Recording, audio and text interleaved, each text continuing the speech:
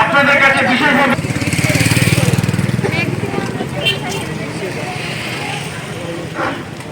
Ranaghat traffic পুলিশের পক্ষ থেকে মোটর বাইক চালাবেন তখন আপনারা প্রত্যেকেই হেলমেট ব্যবহার করবেন।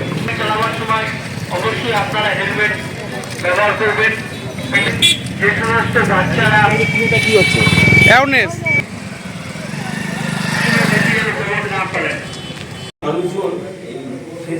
ওটা রিয়াক্ট করলো, বাহ ভেরি গুড, বা একটা কেউ থাম দিল, ওই বই পড়েন, বইয়ে আজকে হয়তো বুঝতে পারবেন না যে বইটা পড়ে কী হবে। 1 বছর পর, 2 বছর পর, 3 বছর পর দেখবেন একটা ম্যাচুরিটি যখন আপনার মধ্যে চলে আসবে তখন ভাববেন যে না একটা সম্পদ ছিল। এখন তো সবাই এই সোশ্যাল মিডিয়া সমাজ মাধ্যমটা করছে, কিন্তু এর স্থায়িত্ব এগুলো যে অ্যাক্সিডেন্টের ব্যাপারগুলো যে আমরা বলছি, এগুলো একটু আপনারা ফলো করলে কী হবে, আমরা অ্যাক্সিডেন্টগুলোকে কমাতে পারবো।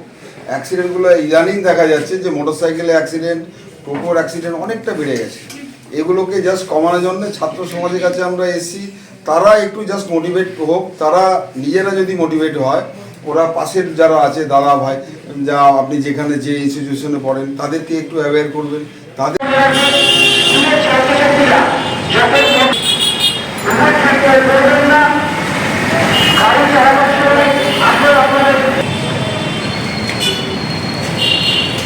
আজকে আমাদের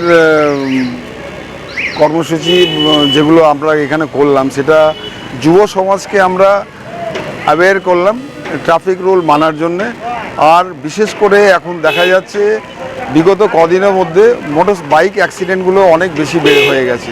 সেটা আমরা ছাত্র সমাজকে আমরা আহ্বান জানালাম যে আপনারা প্রত্যেকে কিন্তু হেলমেট পরে গাড়ি চালান। আমরা এর মধ্যে ছাত্রদের আমরা আরও কিছু জিনিস বলা হলো, তার মধ্যে হচ্ছে আপনার আমাদের সিগন্যাল মেনটেন করা, ট্রাফিক রুলস ফলো করা, আর ওভার স্পিডিং কোনো অবস্থায় করবেন না। ট্রাফিক রুলসটা মেনে চলতে হবে, দেখে শুনে রাস্তা পারাপার করতে হবে। এই জাস্ট এই নর্মসগুলোই ছাত্রদের বলা হলো, ছাত্রদেরকে জানানো হলো। সাড়া পেয়েছেন? ভালো সাড়া পেয়েছি আমরা। যুব সমাজ সবসময় আমাদের পাশে আছে, অ্যান্ড দে ভেরি মোটিভেশন। এই মোটিভেশন পাওয়ার পর আশা করছি আমরা জেলাতে আমরা অ্যাক্সিডেন্ট কমাতে পারবো, আরও কিছু অ্যাক্সিডেন্ট কমাতে পারবো।